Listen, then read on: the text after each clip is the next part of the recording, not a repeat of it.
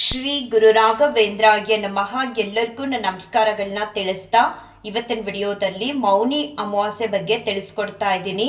ಮಾಘ ಮಾಸಕ್ಕೂ ಮುಂಚೆ ಬರುವ ಈ ಅಮಾವಾಸ್ಯೆನ ಮೌನಿ ಅಮಾವಾಸ್ಯೆ ಅಂತ ಹೇಳ್ತೀವಿ. ಜನವರಿ 18ನೇ ತಾರೀಕು ಭಾನುವಾರ ಮೌನಿ ಅಮಾವಾಸ್ಯೆ ಬಂದಿದೆ.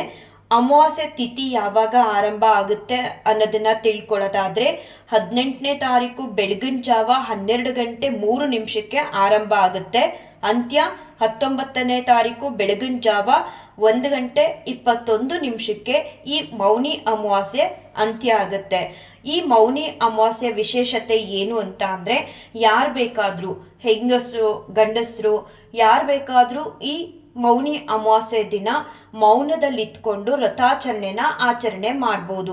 ಆದಷ್ಟು ಮೌನದಲ್ಲಿ ಇದ್ದು ಈ ಮೌನಿ ಅಮಾವಾಸ್ಯೆನ ನಾವು ಆಚರಣೆ ಮಾಡೋದ್ರಿಂದ ನಾವು ಮಾಡಿರುವಂತಹ ಪಾಪ ಕರ್ಮಗಳನ್ನ ಕಳ್ಕೋಬಹುದು. ಮತ್ತೆ ಈ ಅಮಾವಾಸ್ಯೆ ದಿನ ಮಾಘ ಸ್ನಾನ ಅಂದ್ರೆ ನದಿ ಸಂಗಮಗಳಿಗೆ ಹೋಗಿ ಸ್ನಾನನ ಮಾಡಿ ಆ ದಿನ ಭಗವಂತನ ದರ್ಶನನ ಮಾಡೋದ್ರಿಂದ ನೀವು ಮಾಡಿರುವಂತಹ ಪಾಪ ಕರ್ಮಗಳನ್ನ ಕಳ್ಕೋಬಹುದು. ನದಿಗಳಿಗೆ ಹೋಗಿ ಸ್ನಾನ ಮಾಡೋದಕ್ಕೆ ಆಗಲ್ಲ ಅಂತ ಅನ್ನೋರು ಮನೇಲೆ ಬೆಳಗಿನ ಜಾವದ ಸಮಯದಲ್ಲಿ ಧ್ಯಾನಕ್ಕೆ ಆಗ್ಲಿ ಸ್ನಾನಕ್ಕೆ ಆಗ್ಲಿ ಒಂದೊಳ್ಳೆ ಸಮಯ ಈ ಮೌನಿ ಅಮಾವಾಸ್ಯೆ ದಿನ ಅಂತ ಅಂದ್ರೆ 4 ಗಂಟೆ 43 ನಿಮಿಷದಿಂದ 5 ಗಂಟೆ 23 ನಿಮಿಷದೊಳಗಡೆ ಸ್ನಾನ ಮಾಡುವಂತಹ ಸಮಯದಲ್ಲಿ ಪುಣ್ಯ ನದಿಗಳ ಸ್ಮರಣೆನ ಮಾಡಿ.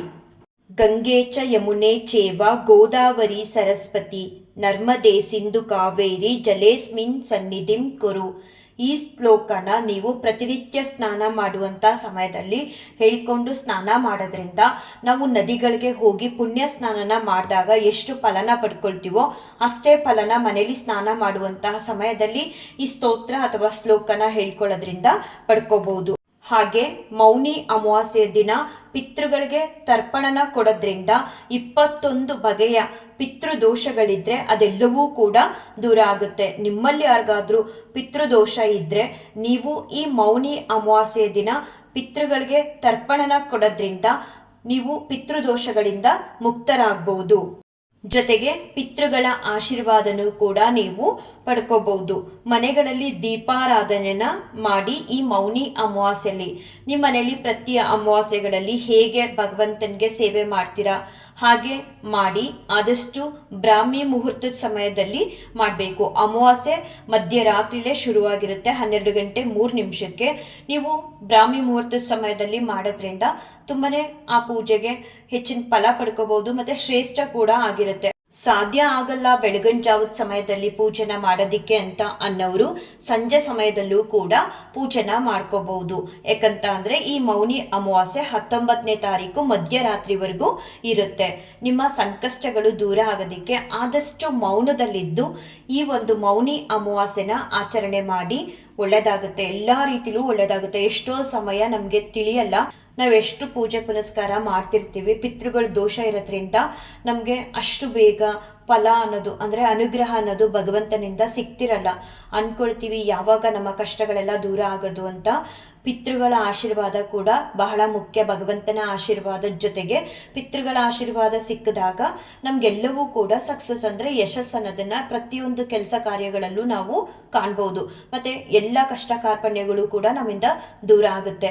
ಈ ಮೌನಿ ಅಮಾವಾಸ್ಯೆಯಲ್ಲಿ ಪಿತೃ ದೋಷ ಯಾರಿಗಾದ್ರೂ ಇದ್ರೆ ಅಕಸ್ಮಾತ್ ಆಗಿ ಅಥವಾ ಇಲ್ಲದೆ ಇದ್ರೂ ಪಿತೃಗಳಿಗೆ ತರ್ಪಣನ ಕೊಡೋದ್ರಿಂದ 21 ಬಗೆಯ ಪಿತೃದೋಷಗಳೇನಾದ್ರೂ ಇದ್ರೆ ಅದೆಲ್ಲವೂ ಕೂಡ ನಿವಾರಣೆ ಆಗುತ್ತೆ.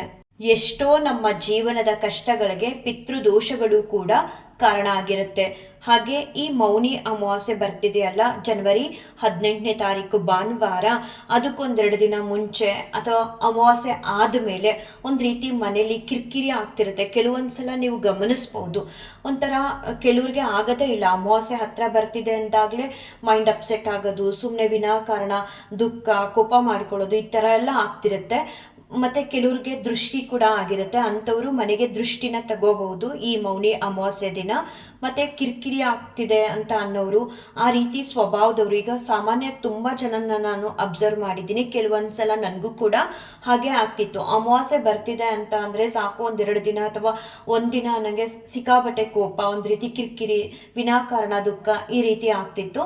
ಅಂಥವರು ನಮಗೆ ಗುರುಗಳಾಗಿದ್ದಾರಲ್ಲ ರಾಘವೇಂದ್ರ ಸ್ವಾಮಿಯವರ ಮಂತ್ರಾಕ್ಷತೆನ ನೀವು ಪ್ರತಿ ದಿನ ಹೊರಗಡೆ ಎಲ್ಲೇ ಹೋದ್ರೂ ಅದನ್ನು ತಲೆ ಮೇಲೆ ಹಾಕ್ಕೊಂಡು ರಾಯರ ಹತ್ರ ಬೇಡ್ಕೊಂಡು ಹೋಗಿ ಒಳ್ಳೆಯದಾಗುತ್ತೆ. ಹೀಗಾಗುತ್ತೆ ಅಂತ ಗೊತ್ತಿರುತ್ತಲ್ವಾ. ಅಂದರೆ ಈಗ ಅಮಾವಾಸ್ಯೆ ಹತ್ರ ಬರ್ತಿದ್ದಂಗೆ ಮನೇಲಿ ಒಂದು ರೀತಿ ಎಷ್ಟೇ ಪ್ರಶಾಂತವಾಗಿದ್ರು ಕಿರಿಕಿರಿ ಆಗೋದು, ಮತ್ತು ಕೋಪ ಮಾಡ್ಕೊಳ್ಳೋದು ವಿನಾಕಾರಣ, ಈ ಥರ ಎಲ್ಲ ಆಗುತ್ತೆ ಅಂತ ಗೊತ್ತಿರೋರು ಆದಷ್ಟು ಸೈಲೆನ್ಸ್ ಆಗಿ ಇದ್ಬಿಡಿ. ಈಗ ಮೌನಿ ಅಮಾವಾಸ್ಯೆ ಕೂಡ ಬರ್ತಿದೆ. ಈ ಮೌನಿ ಅಮಾವಾಸ್ಯೆನ ಮೌನದಲ್ಲಿ ಇಟ್ಕೊಂಡು ಆಚರಣೆ ಮಾಡಿ ನಿಮ್ಮ ಸಕಲ ಕಷ್ಟ ಕಾರ್ಪಣ್ಯಗಳನ್ನೂ ಕೂಡ ದೂರ ಮಾಡ್ಕೊಳ್ಳಿ ಅಂತ ಹೇಳ್ತಾ ಈ ಒಂದು ವಿಡಿಯೋನ ಏನು ಮಾಡ್ತೀನಿ. ಶ್ರೀ ಕೃಷ್ಣಾರ್ಪಣಮಸ್ತು, ಶ್ರೀ ಕೃಷ್ಣಾರ್ಪಣಮಸ್ತು, ಶ್ರೀ ಕೃಷ್ಣಾರ್ಪಣಮಸ್ತು.